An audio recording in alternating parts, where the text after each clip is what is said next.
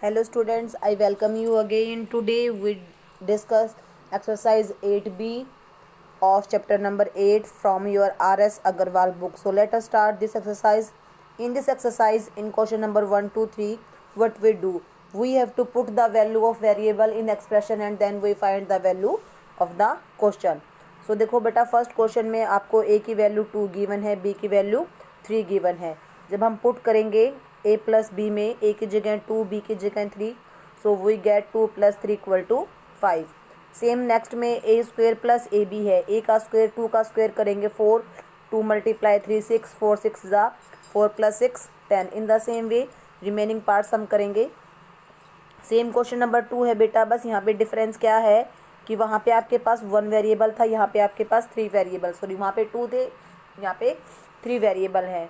x की value sorry बच्चे, x की वैल्यू 1, y की वैल्यू 2, z की वैल्यू 3. तो x की जगह 1 पुट करेंगे तो 3 मल्टीप्लाई 1 3 हो जाएगा, 2 मल्टीप्लाई 2 -4 हो जाएगा, 4 मल्टीप्लाई 5 20. तो आपका आंसर आ जाएगा 19. इन द सेम वे आप सेकेंड पार्ट, थर्ड पार्ट और फोर्थ फिफ्थ रिमेनिंग पार्ट्स खुद ट्राई करेंगे. सेम क्वेश्चन नंबर 3 है, कोई भी डिफरेंस नहीं है, आपको वेरिएबल की जगह गिवन वैल्यू पुट करनी है. Now question number 4. Question number 4 है बेटा, राइट द कोफिशिएंट. कोफिशिएंट का मतलब होता है कि जो टर्म है उससे क्या मल्टी, जैसे यहाँ पे 13x है, आपको x का कोफिशिएंट निकालना है तो आप इस x को भूल जाए, x के अलावा जो भी बच गया ना दैट इज़ कोफिशिएंट. ओके, जैसे कि y इन -5, यहाँ पे सॉरी यहाँ पे 5y है, यहाँ पे तो -5 आ जाएगा. ओके, सो कोफिशिएंट का मतलब होता है कि जो उससे मल्टीप्लाई होता है. यहाँ पे तो सिंपली दे रखा है. न्यूमेरिकल कोफिशिएंट का मतलब होता है काउंटिंग का डिजिट. फर्स्ट में कुछ भी नहीं है तो 1 है, सेकंड में -6 है, थर्ड में 7 है और नेक्स्ट में -2 है. क्वेश्चन नंबर 6 में कांस्टेंट टर्म लिखनी है. कांस्टेंट टर्म वो टर्म होती है बेटा जिसमें वेरिएबल नहीं होता. फर्स्ट में 8 है, सेकंड में 9 है, थर्ड में 3/5 है, फोर्थ में -8/3 है. Now question number 7. Question number 7 कह रहा है कि मोनोमियल, बायनोमियल, ट्राइनोमियल कौन कौन से होते हैं.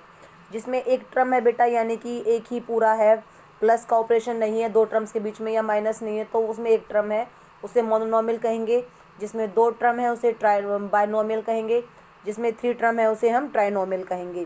तो देखो, फर्स्ट मोनोमियल हो गया, second binomial, third binomial, third again monomial, fourth trinomial, fifth trinomial, sixth monomial, और जिसमें 4 होती हैं उसे कहते हैं हम polynomial. Okay, now question number 8. Question number 8 कहता है लाइक टर्म.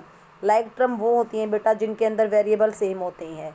अब जैसे कि फर्स्ट पार्ट में राइट ऑल द टर्म्स, सभी टर्म्स लिखने, लाइक टर्म लिखने, सभी टर्म्स लिखनी है. तो फर्स्ट टर्म होगी 4x⁵, सेकेंड होगी -6x4, थर्ड होगी 7x²y, फोर्थ होगी 9.